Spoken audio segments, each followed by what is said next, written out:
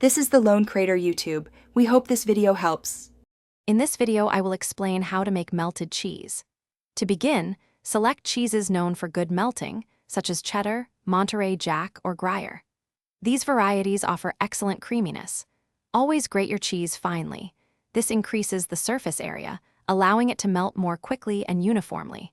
Remember to use low to medium heat settings to avoid burning or separating the cheese, ensuring a smooth, delicious outcome every time.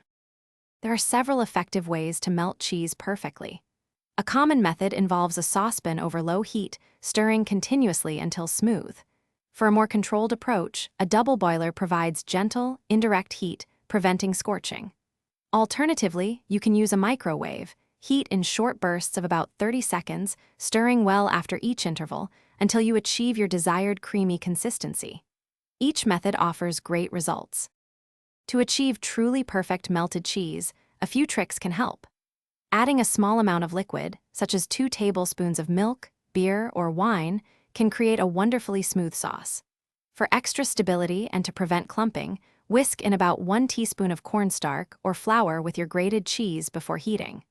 Always stir continuously throughout the melting process to ensure an even, velvety texture without any lumps.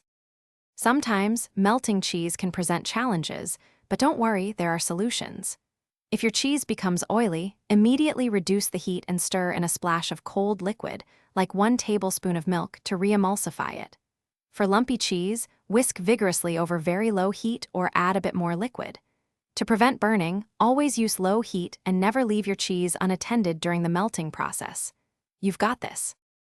Thanks for watching. Consider subscribing if we helped you.